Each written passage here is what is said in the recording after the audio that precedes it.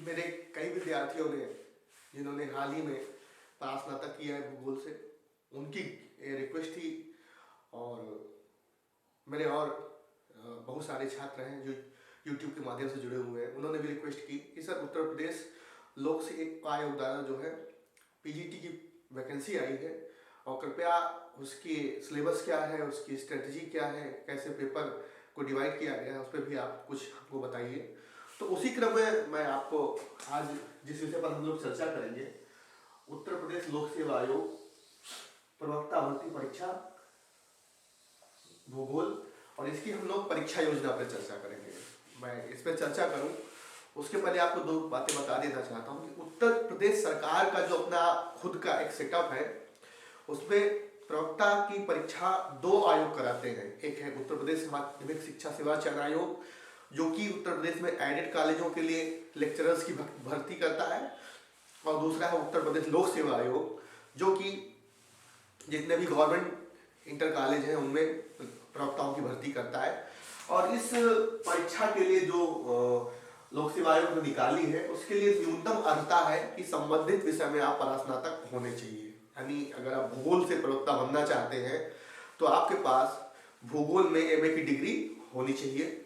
और पूरी की पूरी परीक्षा को लोक सेवा आयोग द्वारा जो है दो वर्गों में या दो भागों में विभाजित किया गया है।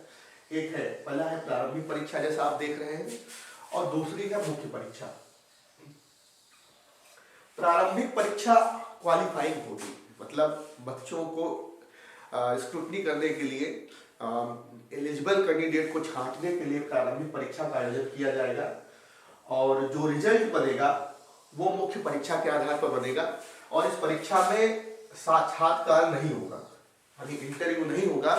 मुख्य परीक्षा के रिजल्ट के आधार पर ही बच्चों का रिजल्ट घोषित कर दिया जाएगा। जो अभ्यर्थी मुख्य परीक्षा में उत्तीर्ण होंगे उन्हें सक्सेसफुल कैंडिडेट माना जाएगा। तो बस लगभग 60 वैकेंसियां हैं, तो वैकेंसियों की अच्छी संख्या है। अगर आपने बेहतर तरीके से अगर अपने विषय को तैयार किया है, अध्ययन की रणनीति बनाई है, तो भी समय है, और आराम से आप प्रारंभिक और मुख्य परीक्षा दोनों परीक्षाओं को क्रैश कर सकते हैं। तो हम लोग चर्चा करते हैं कि प्रारंभिक परीक्षा क्या है, प्रारंभिक परीक्षा का सिलेबस क्या है, क्या क्या स्ट्रेटजी होनी चाहिए, किन किन बुक्स को हमको पढ़ना है, इस विषय पर चर्चा करते हैं। तो जैसा कि आप देख रहे हैं, प्रारंभिक परीक्षा में कुल 120 प्रश्न होंगे। प्रारंभिक परीक्षा में मुख्य रूप से जो है 120 प्रश्न होंगे, और ये 120 प्रश्न होंगे 300 अंकों के, और इसके लिए समय दिया जाएगा 2 घंटे का। यानी 2 घंटे के अंदर आपको 120 प्रश्न हल करने होंगे, और ये 120 प्रश्न के लिए जो अंक निर्धारित किए गए हैं, तो 300 अंक निर्धारित किए गए हैं। और इन 120 प्रश्नों में 40 प्रश्न जो है जीएस या सामान्य अध्ययन के होंगे, और 80 प्रश्न जो है वो क्या होंगे, 80 प्रश्न जो है वो सब्जेक्ट के होंगे। यानी आपका जो विषय है उससे संबंधित 80 प्रश्न होंगे, और 40 प्रश्न जो है आपके जीएस से संबंधित होंगे। तो कुल मिला के 120 प्रश्नों को आपको सॉल्व करना है। क्योंकि आपने विषय पढ़ा है और विषय में बहुत सारी चीजें आपको पता होंगी, लेकिन आपको अगर प्रारंभिक परीक्षा क्वालिफाई करनी है तो उन्होंने जो सिलेबस दिया हुआ है उस सिलेबस के अंतर्गत सामान्य विज्ञान, यानी हाई स्कूल स्तर की जो सामान्य विज्ञान की मौलिक अवधारणाएं हैं, विज्ञान की मौलिक अवधारणाएं, उनसे प्रश्न पूछे जाएंगे। भारतीय इतिहास लगभग हाई स्कूल और इंटर लेवल का जो भारतीय इतिहास है, जिसमें प्राचीन भारत का इतिहास है, मध्यकालीन का भारत का इतिहास है, आधुनिक भारत का इतिहास है, भारतीय सभ्यता और संस्कृति के संबंधित जो प्रश्न है उनसे प्रश्न पूछा जाएगा। भारतीय राज व्यवस्था, तो राज व्यवस्था का मतलब यहाँ पे है भारतीय संविधान, और भारत का जो पॉलिटिकल सिस्टम है उससे आपसे सवाल पूछे जाएंगे, और मुख्य रूप से इसमें जो है संविधान से प्रश्न पूछे जाएंगे। उसके बाद भारत एवं विश्व का भूगोल, चूंकि आप भूगोल के विद्यार्थी हैं तो ये वाला पोर्शन या ये टॉपिक थोड़ा सा आपके लिए आसान होगा। रीजनिंग, जो सामान्य तार्किक अभियोग्यता है हाई स्कूल स्तर की, वो आपसे पूछी जाएगी। उत्तर प्रदेश की सभ्यता, संस्कृति, भूगोल, जनसंख्या आदि पर जो है प्रश्न पूछे जाएंगे।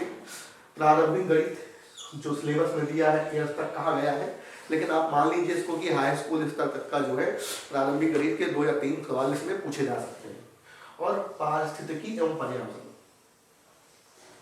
ये बहुत ही इमर्जिंग टॉपिक है और किसी भी परीक्षा में अब मैं देख रहा हूँ कि भूगोल और पारिस्थितिकी पर्यावरण ये दूसरे के साथ ऐसे मिलेट हो जाते हैं और जीएस का एक बड़ा पोर्शन लगभग 30 से 40% भाग जो है ये कवर करते हैं। तो कुल मिला के ये जो सामान्य अध्ययन का प्रश्न पत्र है या सामान्य अध्ययन के 40 प्रश्न हैं, ये एक प्रकार से मान लीजिए डिटरमाइनिंग होंगे, ये निर्धारित करने वाले होंगे कि आप परीक्षा में पास होते हैं प्रारंभिक परीक्षा में कि नहीं होते हैं।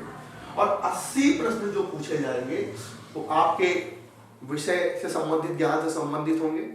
और इसके सिलेबस के बारे में लोक सेवा आयोग उत्तर प्रदेश ने कहा कि प्रारंभिक परीक्षा और मुख्य परीक्षा का जो विषय का सिलेबस होगा वो एक ही होगा।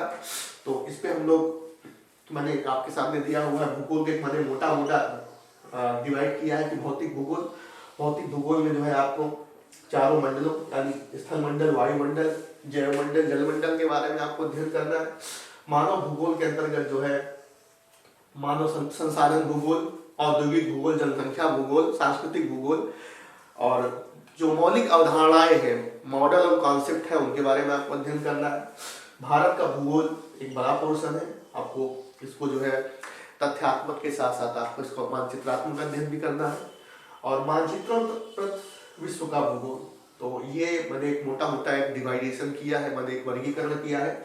और प्रारंभिक परीक्षा और मुख्य परीक्षा में ही दोनों में ही विभाजन होगा। मुख्य परीक्षा का सिलेबस भी यही होगा, लेकिन मुख्य परीक्षा के अध्ययन की रणनीति या मुख्य परीक्षा के परीक्षा में प्रश्न पूछे जाने की रणनीति बिल्कुल अलग होगी। तो आप ये देख रहे हैं कि जो हमारा प्रारंभिक परीक्षा है, प्रारंभिक परीक्षा में कुल 120 प्रश्न आने हैं और उन 120 प्रश्नों में आपको 40 प्रश्न सामान्य अध्ययन से हल करने हैं और 80 प्रश्न आपको अपने विषय से हल करने हैं। हम लोग थोड़ा सा बुक्स की बात कर लें तो ये जो 40 प्रश्न है, अगर आप पहले से तैयारी कर रहे हैं तो निश्चित रूप से अगर आपने सामान्य अध्ययन को पढ़ा है तो इन 40 प्रश्नों को हल करने में आपको बहुत आसानी होगी। लेकिन अगर आपने अभी तैयारी शुरू की है और अभी आपने सामान्य अध्ययन को पढ़ा नहीं है तो अभी आप तुरंत लग जाइए। और मेरा मानना है कि मैं आपको ये कहूँ कि आप इधर भागिए उधर भागिए। यूनिक की जो जीएस की है उसके जो 3 पोर्शन है, भारतीय इतिहास का पोर्शन और राज्य व्यवस्था का पोर्शन और सामान्य विज्ञान का पोर्शन, तीनों बहुत ही एक्सीलेंट पोर्शन है। आपको उन तीनों पोर्शंस को पढ़ना है। उत्तर प्रदेश विशेष के लिए घटना चक्र के द्वारा परीक्षा के समय पतली सी जो है फैक्चुअल बुक निकाली जाती है। आपको उस उत्तर प्रदेश विशेष में उत्तर प्रदेश की जनसंख्या, संसाधन, नगरीकरण और सभ्यता और संस्कृति, इन 4 विषयों पर आपको विशेष बल देना है। प्रारंभिक गणित ईयर्स तक है, अगर आपने 10th तक हाई स्कूल में पढ़ा हुआ है तो सामान्य से प्रश्न आएंगे। इसके लिए आपको विशेष कोई, मुझे लगता है विशेष कोई प्रयास करने की आवश्यकता नहीं है। और रीजनिंग भी सामान्य पूछी जाएगी और भूगोल के चूंकि आप विद्यार्थी तो पारिस्थितिकी और पर्यावरण जो है आपको विश्व और भारत के भूगोल के साथ मिला करके पढ़ना पड़ेगा। तो कुल मिला के ये जो 40 प्रश्न है ये डिसाइड करेंगे कि आप प्रारंभिक परीक्षा में पास होते हैं कि नहीं होते हैं। मतलब आपके प्रारंभिक परीक्षा का जो टिकट है वो कंफर्म करने का जो है पूरा का पूरा जो है ये पोर्शन उत्तरदायी उसके लिए होगा। क्योंकि भूगोल आपने पढ़ा है, भूगोल के आप विद्यार्थी रहे हैं तो ऑब्वियसली आप भूगोल में बेहतर प्रदर्शन करेंगे। लेकिन अगर आपने जीएस में अच्छा प्रदर्शन नहीं किया तो निश्चित रूप से प्रारंभिक परीक्षा को आप पास नहीं कर पाएंगे। रही बात, हम लोग बात करते हैं जो प्रारंभिक परीक्षा का भूगोल का सिलेबस है, तो इसमें मैंने आपको बताया कि भौतिक भूगोल, मानव भूगोल, भारत का भूगोल, मानचित्रण, विश्व का भूगोल। तो इन चारों के लिए भौतिक भूगोल में प्रोफेसर सविन सिंह की भौतिक भूगोल पुस्तक है, मुझे लगता है वो अपने आप में सफिशिएंट बुक है। आप उस पुस्तक को पढ़ लीजिए और पढ़ने के बाद उसका जो फैक्चुअल कलेक्शन है, कहाँ से प्रारंभिक परीक्षा के हिसाब से तथ्यात्मक प्रश्न पूछे जा सकते हैं, आप उनको अलग कर लीजिए। कई सारी परीक्षाओं के यूजीसी नेट के प्रैक्टिस सेट हैं, आप प्रैक्टिस सेट को लेकर का उनका जो प्रैक्टिस भी कर लीजिए। और मानव भूगोल की अगर हम बात करें तो मानव भूगोल के अंतर्गत जो है भूगोल की जो भौगोलिक चिंतन की कुछ अवधारणाएं हैं। संसाधन भूगोल के बारे में आपको पढ़ना है, औद्योगिक भूगोल के बारे में पढ़ना है, जनसंख्या भूगोल के बारे में पढ़ना है, विश्व की जनसंख्या के बारे में आपको पढ़ना है। जो फैक्चुअल चीज़ें हैं कि कौन सी कंट्री नंबर 1 पे, कौन सी दूसरे पे, कहाँ पे जनसंख्या का वितरण सघन है, कहाँ पे विरल जनसंख्या पाई जाती है। तो इस तरह से आपको पढ़ना है।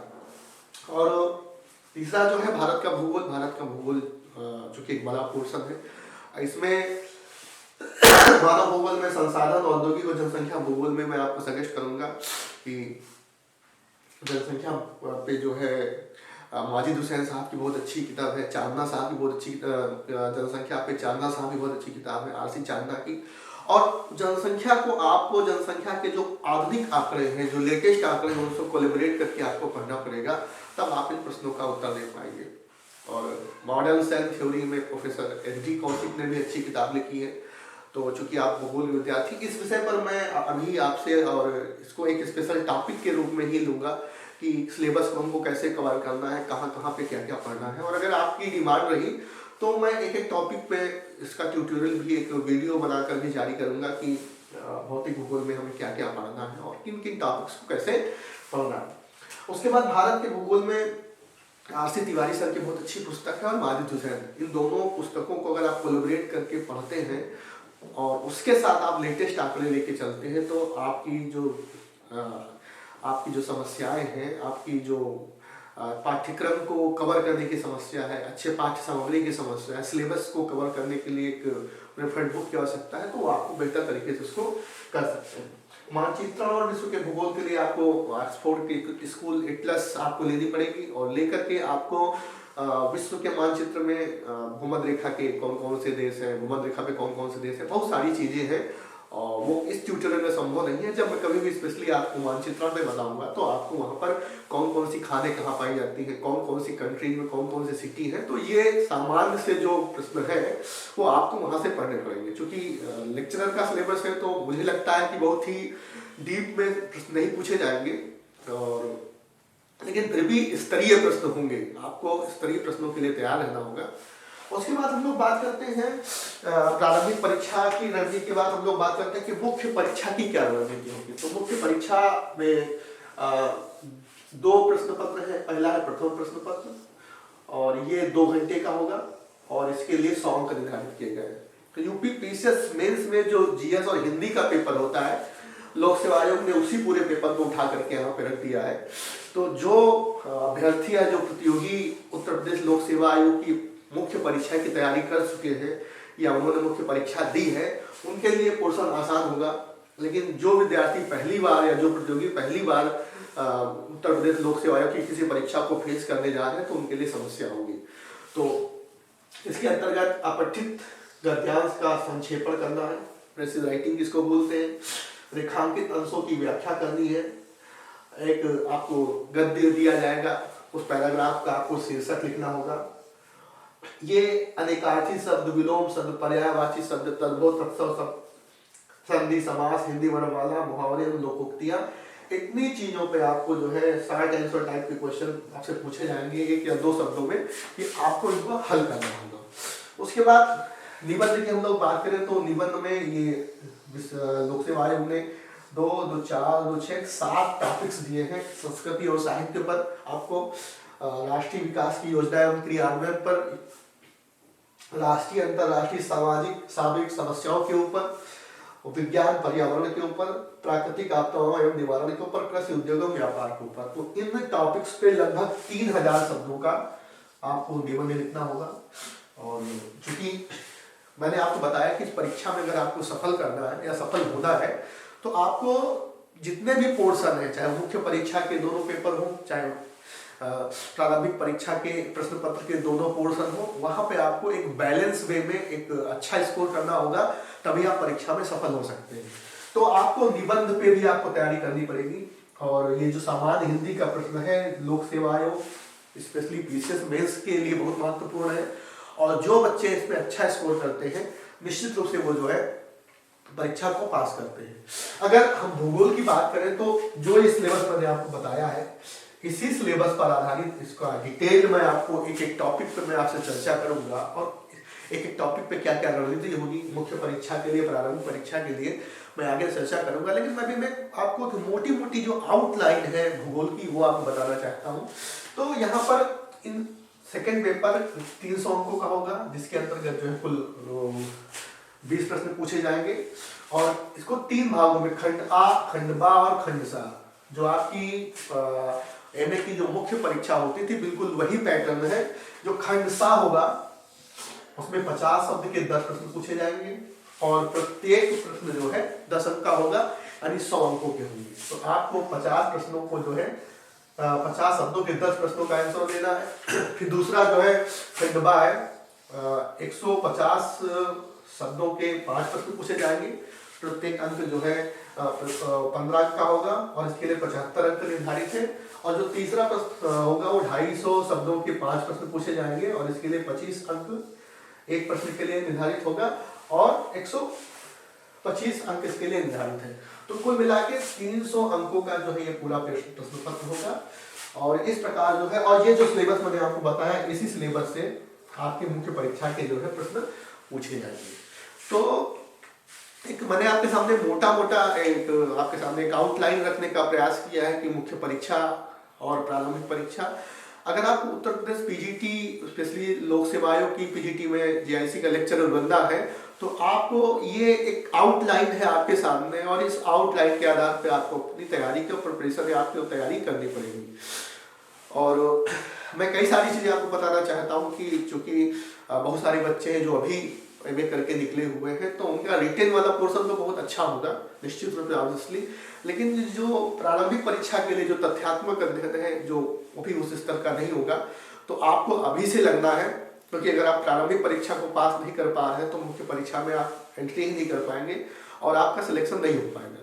तो प्रारंभिक परीक्षा के लिए आपको विस्तृत और गहन अध्ययन करना पड़ेगा, और जिस समय आप प्रारंभिक परीक्षा की तैयारी कर रहे हो उसी समय आपको मुख्य परीक्षा के लिए भी प्रश्नों की आउटलाइन बना के रखनी होगी। मान लीजिए आपने भारत पृथ्वी की आंतरिक संरचना के बारे में पढ़ा, तो फैक्चुअल स्टडी के साथ साथ पृथ्वी की आंतरिक संरचना 200 शब्दों में आप कैसे लिख सकते हैं, पृथ्वी के आंतरिक संरचना को 250 शब्दों में कैसे लिख सकते हैं, पृथ्वी की आंतरिक संरचना को आप 150 शब्दों में कैसे लिख सकते हैं, और पृथ्वी की आंतरिक संरचना का एक स्पेशली पोर्शन, मान लीजिए भूपर पट्टी पे आ गया 50 शब्दों का प्रश्न, तो आप उसको कैसे लिख सकते हैं, इसका भी आपको फ्रेमवर्क बना करके रखना पड़ेगा। तो आपको प्रारंभिक परीक्षा और मुख्य परीक्षा दोनों का एक ही तरह से तैयारी करनी पड़ेगी, दोनों की एक इस तरह से तैयारी करनी पड़ेगी, और अगर आपने इसको बेहतर तरीके से कर लिया तो आप निश्चित रूप से जो है परीक्षा में सफल हो जाएंगे। प्रारंभिक परीक्षा के लिए मैं बच्चों को एक सलाह देना चाहता हूँ कि आप अपने सिलेबस को पढ़ें तो पढ़ें, लेकिन उत्तर प्रदेश लोक सेवा आयोग की इसकी पहले जो पीसीएस की प्री परीक्षा हुआ करती थी, तो भूगोल का जो प्रश्न पत्र हुआ करता था, उसका अगर आपको कहीं से सॉल्व पेपर मिल जाए, पिछले 15-20 सालों का अभी तक जितना भी भूगोल की परीक्षाएं हुई है प्री के लिए, क्योंकि अब तो जीएस का पेपर हो गया, जीएस और सीसेट का, पहले जो है भूगोल ऑप्शनल का पत्र हुआ करता था, अगर वो आपको चाहे शिल्पी का मिल जाए चाहे परीक्षा मंथन का मिल जाए, अगर वो मिल जाता है तो आपको उस पूरे प्रश्न पत्र को, लगभग जो भी 10-15 साल का प्रश्न पत्र है, उसको प्रारंभिक परीक्षा के लिए आपको बहुत अच्छे से चालू करना है। और आप निश्चित रूप से अगर आपने उसको अच्छे से चालू कर लिया तो प्रारंभिक परीक्षा के जो आपके 80 प्रश्न हैं, इन 80 प्रश्नों को, 80 क्वेश्चंस को आप बहुत ही आसानी के साथ सॉल्व कर सकते हैं। लेकिन ये आपको तब करना है जब आप पूरे सिलेबस को एक बार अच्छे से पढ़ चुके हो, आपके बेसिक्स क्लियर हो। कहीं ऐसा ना हो कि आपके बेसिक्स क्लियर नहीं हुए और आपने जो है भूगोल का जो सॉल्व पेपर उठा लिया और उसको आप जाकर के लगाने लगे, आपने उसको रट डाला, तो उससे आपको फायदा नहीं मिलेगा। जब तक आपको बेसिक्स क्लियर नहीं होंगे तब तक आप प्रारंभिक परीक्षा के लिए उसको बेहतर तरीके से कर नहीं सकते। मुख्य परीक्षा के लिए मैंने आपको बता ही दिया कि जब आप प्रारंभिक परीक्षा की तैयारी कर रहे हो तो उसी समय आपको अपने हर टॉपिक की आउटलाइन बना के रखनी है, क्योंकि आउटलाइन आपके दिमाग में रहेगी। क्योंकि ये परीक्षा जो मुख्य परीक्षा बहुत ही कठिन होने जा रही है। कठिन इन द सेंस ये होने जा रही है कि अगर वो 50 शब्दों के अगर उन्होंने 10 प्रश्न की बात की है तो वो आसान प्रश्न नहीं पूछे जाएंगे। वो कहीं ना कहीं आपकी कॉन्सेप्ट के उस लेवल को चेक करेंगे कि आपने पूरे के पूरे सिलेबस का अध्ययन किया है कि नहीं किया है। तो इस प्रकार मैं आपसे कहना चाहूँगा कि आपको प्रारंभिक परीक्षा और मुख्य परीक्षा दोनों के लिए स्पेशल रणनीति बनानी पड़ेगी, और रणनीति बनाने के बाद आपको तुरंत से जो है परीक्षा की तैयारी के लिए लगना है, तभी आप परीक्षा को पास कर सकते हैं। ये सीटों की संख्या बहुत कम है, अभ्यर्थी बहुत संख्या में होंगे और निश्चित रूप से ये परीक्षा बहुत ही टफ होने जा रही है। लेकिन अगर आपने बेहतर तरीके से अपनी रणनीति को बनाया और उसकी दिशा में आपने मेहनत किया तो ये परीक्षा पास करना आपके लिए कोई कठिन बात नहीं होगी।